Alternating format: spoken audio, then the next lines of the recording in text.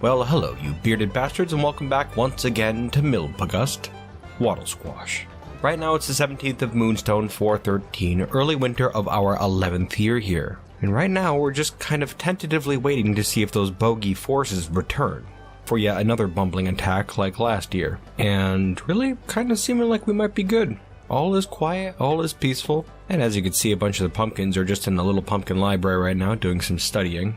A favorite pastime of our pumpkins. Good to see them getting some reading done, that's for sure. And soon enough, if things go well, we'll have a whole bunch of new pumpkins in here reading books, because we've made allowances for 14 new people to arrive here in town. And hopefully before long they will show up, but we'll have to see. In an effort to improve the looks of our place before those new migrants arrive, we're going around right now and trying to quickly replace some of the structures in town with stone instead of wood, going with a chapel to Mengfore next. Kinda has to be done, you know? Though, as we were talking about just recently, something that could improve that chapel a whole heck of a lot more is if we were able to get our hands on the Embraces of Joy, Mengfore's copper slab. Now, okay, we've been looking around for where this thing is located exactly, and it is not an easy thing to track down at all. As we had discussed, the thing was created more than 100 years ago for a bogey who I believe dreamed to be a witch, and for some strange reason Mengfore granted them this power in the form of that slab.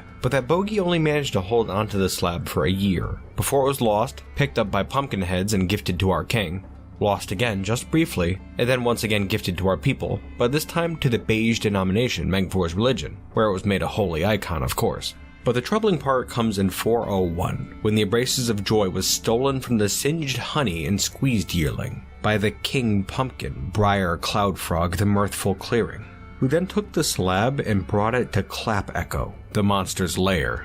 Now, King Pumpkins are no joke, from what I understand. They do have a long and deadly record here in the Autumn Kingdom, and additionally, we don't know where this one is exactly.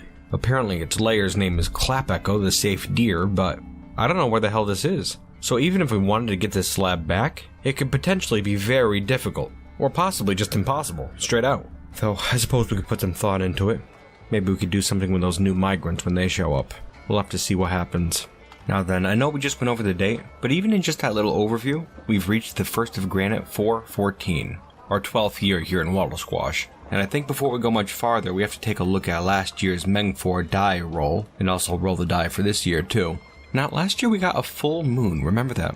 That's not something we had rolled before, and according to Mengfore's holy doctrines, that meant we had to rely on willpower to see us through this past year. Which, honestly, I don't really feel like we had to do all that much. I was expecting some pretty big events this year, but nothing really happened, frankly. It was a nice, calm year. Hell, I'd say it was relaxing more than anything, frankly. We're really gonna have to do some research on this because, well, as far as willpower went, it seemed to be almost completely unnecessary. Very strange. Maybe Mengfore's not talking about us? I guess there's really only one pumpkin who had to have an extreme amount of willpower this year. Scored, who is still hanging in there down underground. Very interesting. Could it be that Mengfore's talking solely about Scored? Last year Mengfore had blessed us with good luck, and during that year Scored had to kill a couple more bats, came out relatively unscathed too. Certainly was lucky, wasn't he? Maybe this little pumpkin's a bit more important than we first made him out to be.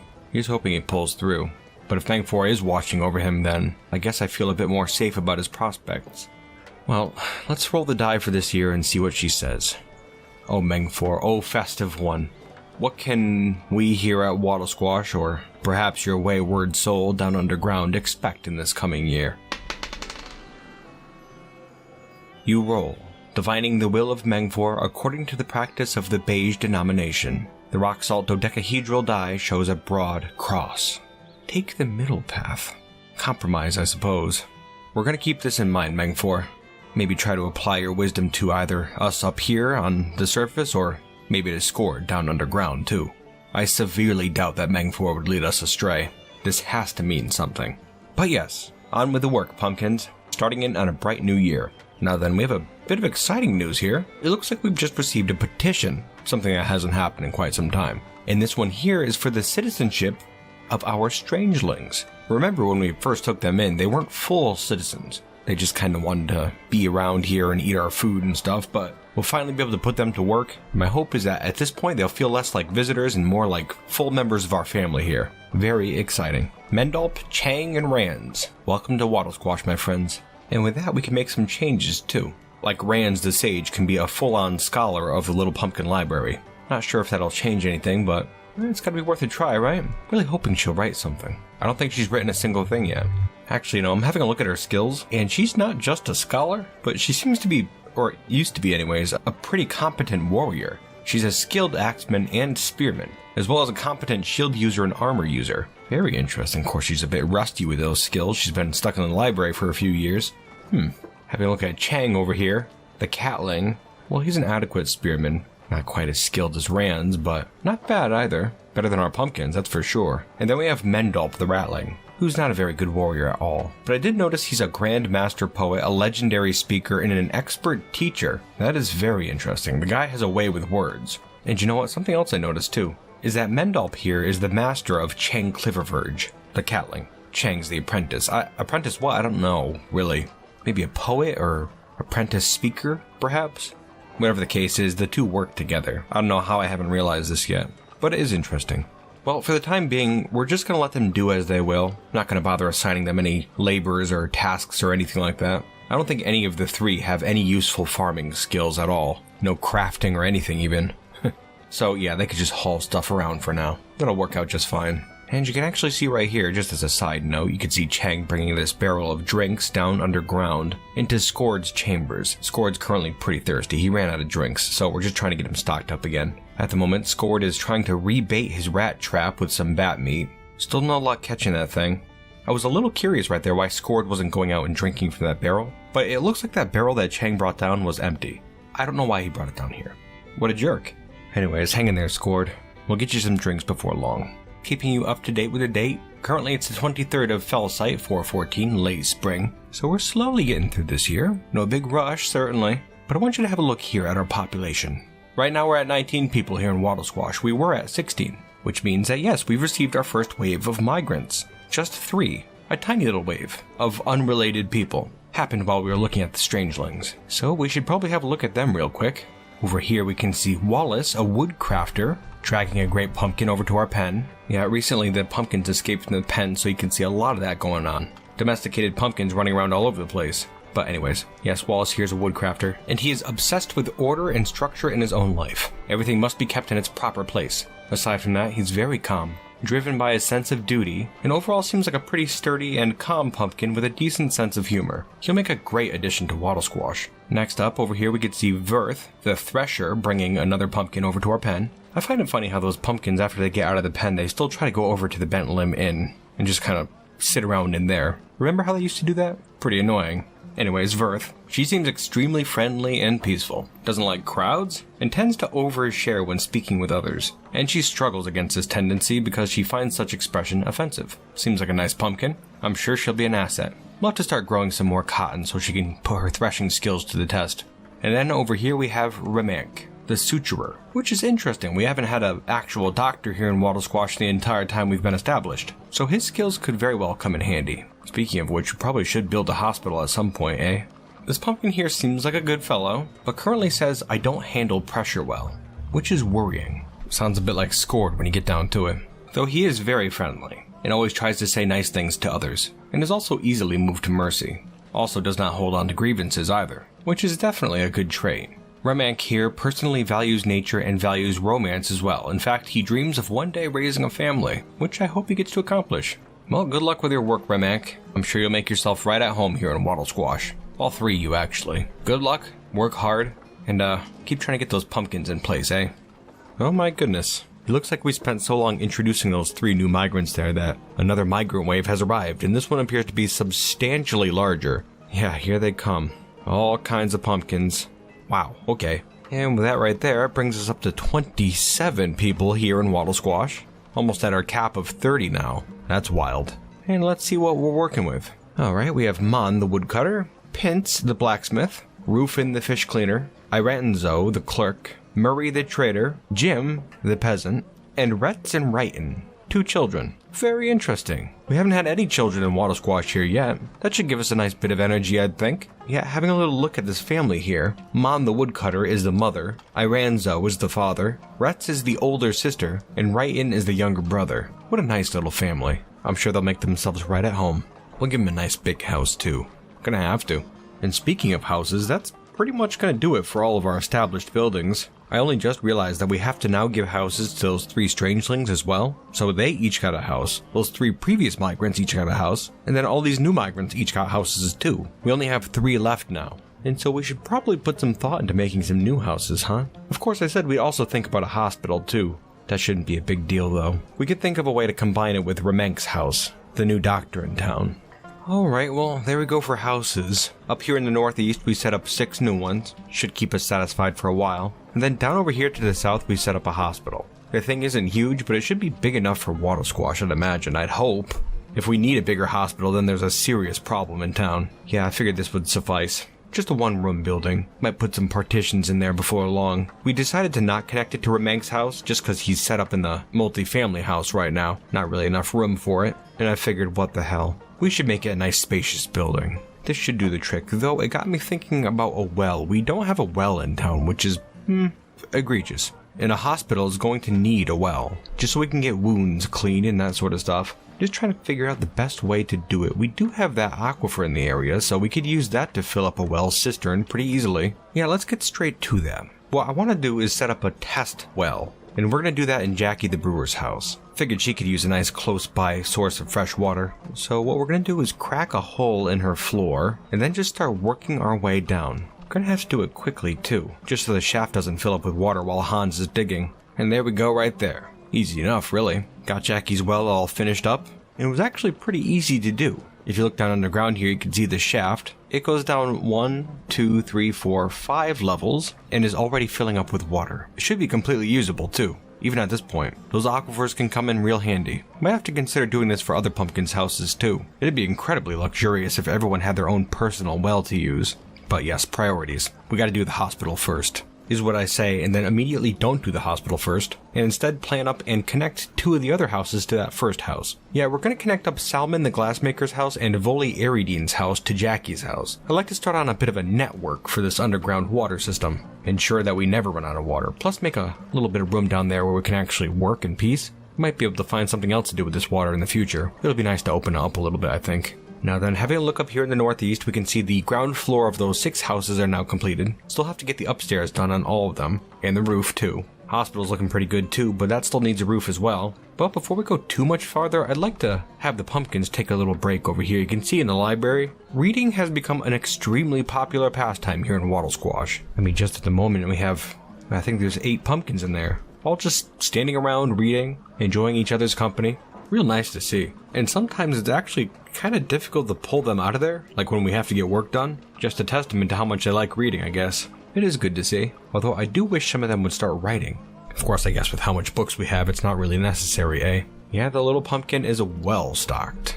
Well, anyways, you pumpkins deserve a nice rest. So yeah, just do some reading for now, because we do have some other things to check in on. And one of those things is down here, under Waddlesquash.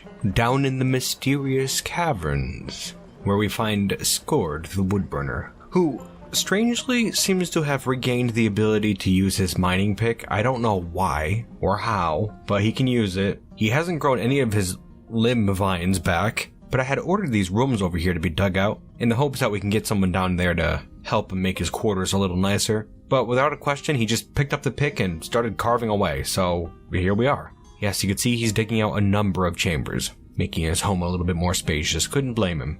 Like, we want to punish the guy, right? Because he murdered someone, but we don't necessarily want to see him die. Just being locked down underground away from his friends and family, that's enough of a punishment. And if he can manage to make his home down here a little bit more comfortable, then, well, he can go straight for it. This is totally fine. Yeah, he's digging out rooms for a bedroom, a dining room, a little office for himself, a workshop, a chapel to Mengfore, and a storage room too. So really he should be pretty well outfitted by the end of this. Still really hoping he pulls it together at some point. He has enough food and drinks down here to last a while. We did manage to get some more drinks to him. And an update on his rat trap, he has given up on that whole thing. He's had no luck whatsoever, and the stink from rotten meat was getting to be too much, so he stopped. Other than that, he hasn't gone out to the caves again. He's just been locked up in here, trying to make this mining shaft into a home. Poor guy. I'll keep you updated. Gonna head back up to the surface now, to the chapel, and I'd like to once again address that whole slab issue, the Embraces of Joy. We really want to get our hands on that thing, but we don't currently know where it is. Rather, we should say we know it's in the clutches of that King Pumpkin. But it's hard to say where it makes its lair. We don't know where it is. It could be anywhere. It'd be something if we knew where it was, because then we could just send a group of pumpkins out and attempt to reclaim this slab. But because we don't know where the lair is, it's another matter entirely. And frankly, we don't have an excellent way to figure out where this thing is. Unless, that is, we went out and did some exploration. Not something that pumpkins are well known to do, frankly. We pumpkins are known for farming and living humble lives, enjoying the simple fruits of our labors, not for adventuring and doing such outlandish things like that. But just imagine if we could get our hands on that slab. A feat like that is bound to please Mengfore, and that is very important to us pumpkins as well. Yeah, we'll have to see what we can come up with. Perhaps we'll put a call out to our pumpkins and see if anybody wants to step forward and take on this ridiculous mantle of explorer. And if someone does, maybe we'll just go from there. How does that sound? I like it. Ooh, taking just a second out here. Looks like we have some action behind the sheriff's office. It looks like a badger is fighting with one of our smaller pumpkins. And it doesn't look like the badger stands much of a chance. Let's see how this plays out. Oh my goodness, a poor thing. Yeah, the pumpkin just killed the badger and just left its poor body down here at the roadside. Actually, you know what? We haven't seen any badgers just walking around in a long time. Oh my goodness. Having a look over here in the west, up into the badger tree, it doesn't appear like we have any badgers left up there. Well, except for a trio of skeletonized ones. I don't know what happened. You know, I thought it was weird to see that one walking around like that. That hasn't been the case since we had badgers in the tree. I'm not sure if those remaining ones got scared out by something or what happened. Yeah, that's no good right there. A real Waddlesquash landmark. Now, nothing. Now all we have left is Bent Limb Inn, whose name I'm sure we have to explain to every single person who comes in here. And the little pumpkin, of course, which seems to be a bit more promising as a destination. Yeah, we really should make this thing a bit bigger, eh? Trying to hold off though, just for now. Though it is something we badly want to get done. Now, yes, anyways, we put out that call for an explorer, so we're still waiting to hear back on that. We definitely have to get our hands on that slab or else Waddlesquash is going to be wiped off the map soon. In terms of a tourist destination, that is. As for those bogey armies, that's a completely different story, but one we're surprisingly still unconcerned about.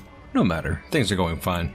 Anyways, if you look down this way here, you can see our hospital. It's pretty much completed now. There's 6 beds in here, each in their own little sort of separated area. And we also have 4 chests in there, and you can see pumpkins are storing away cloth now to be used as bandages. Thread too, for suturing, of course. Also, some pumpkins are getting to work on some wells in there as well.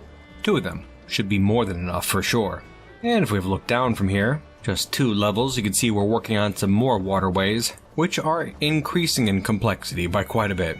If you have a look up here to the north, you can see those first 3 structures that we've combined, and the water is flowing, and all connected too, so they should never run out of water now. And really this whole process is not quite as big a pain in the butt as I thought it was going to be. I'd imagined a huge hassle, but it's not bad. Yeah, see that? That's 9 structures in town, all going to have running water. Very good to see. We're going to continue this all through Waddlesquash now. That alone should bring in some new folks, I'm thinking. Quite a novel concept.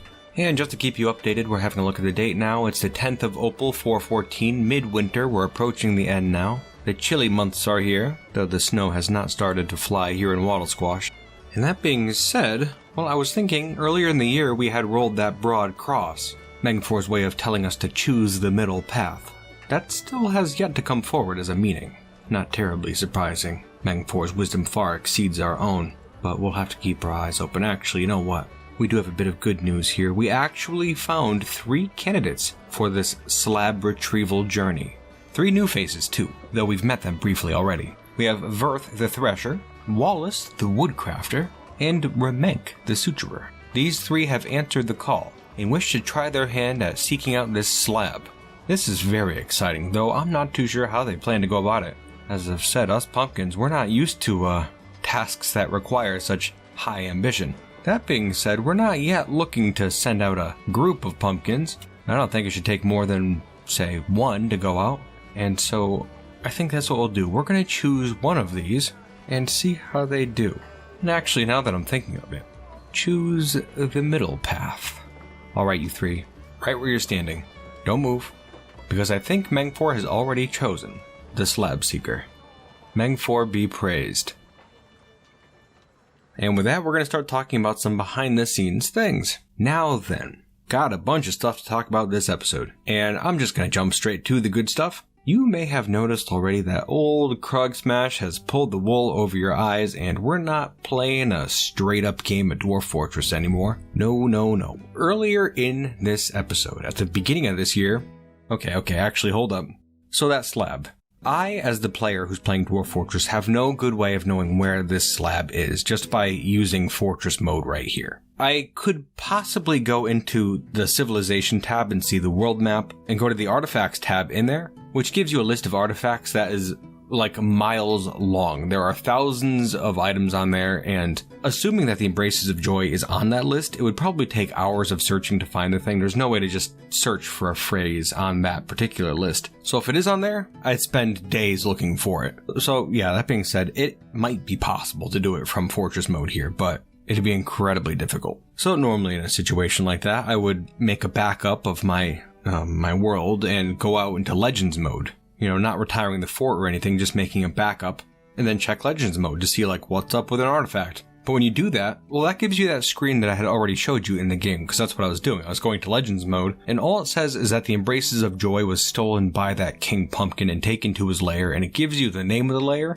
and you can even find the general location, I believe, of the lair through Legends mode. Like, it'll say it's in the jungle of something, or the forest of something, or the plains of something, but that'll be it. That doesn't help you in Fortress mode, because you can't just send your pumpkins or dwarves out into a general area to look for something. You have to know the exact location, or else you can't do anything about it. If we want this slab, which I do, I think that'd be pretty cool to try to retrieve that, give us a nice goal to aim for, you know. We have to get a little bit tricky. That's when I pulled the wool over your eyes, possibly. Now, earlier in this year, I retired Waddlesquash and went out to the main menu, okay? And then from there, I started adventure mode with a party of 3 pumpkins. Now, there's 3 tiers of adventurers. There's a demigod, a hero, or a peasant. I made all 3 of these pumpkins peasants, made their homes be Waddlesquash, and they also have whatever occupation they started out with. So that's why we have a suturer, a thresher, and a woodcrafter. As for their abilities, I went pretty random. I'm trying to remember what I did exactly. I don't think I did full random. I actually don't even remember what I gave them for skills. But I'm pretty sure I gave them all the reading ability, which you have to do if you want them to read books or slabs or anything like that. And yeah, I'm not too sure what else I gave them. Anyways, I made these 3 adventurers, started adventure mode. They all started within Waddlesquash. Immediately retired them there, went back out to the main menu and unretired Waddlesquash. And surprisingly, it worked absolutely fine. Oh, that's another thing I had to do too, was make sure those 3 adventurers were part of the town of Cremation, which is the civilization that Waddlesquash belongs to. But yeah, I retired the adventurers here, and it was completely fine. I was able to just resume playing, no problem whatsoever. And yeah, certain things do get screwed up pretty bad when you do that. Like, for whatever reason, cabinets and chests unbuild themselves. And you may have noticed there is an awful lot of cabinets and chests here in Waddlesquash. So I had to go and rebuild every single last one. That was extremely tedious. Oh, and another thing too was that's why the pumpkin pen had kind of exploded and there was pumpkins running around all over the place, because I had unretired it like that. Bound to happen, I suppose. Pretty annoying. But really, not too bad, because in the past when I've tried stuff like this, it's kind of hit or miss. This really couldn't have gone all that much better. Oh, and I should mention too that how I had the adventurers set up at the end there, when I chose the middle path and went with Wallace, who was in the middle, I chose that completely at random. I didn't want Wallace to be the dude. I personally, as a player, do not care which one of those 3 became the Slab Seeker. So yeah, I chose them at random and just chose whoever was in the middle. Also, I should say too that I really do not enjoy recording adventure mode at all. So I'm going to try to find out a way to integrate some adventure mode antics into Fortress mode without having it be too distracting, I guess. Like, the thought of going out as Wallace and doing the whole adventure mode thing doesn't really sound too appealing to me, frankly. So I think I might just... we'll see what happens. We'll play it by ear. And I'm gonna have to wish him the best of luck, because he does not know what the hell he's doing. But he's got spirit, and that might just be enough to get him through this. Let's hope so anyways. But yes, I suppose that's enough rambling for now. Time to wrap things up, my bearded bastards. I thank you for watching. I truly appreciate it, and I really do hope you enjoyed yourselves this week. Also, hope to see you next time, here in Waddlesquash. And until then, you bearded bastards,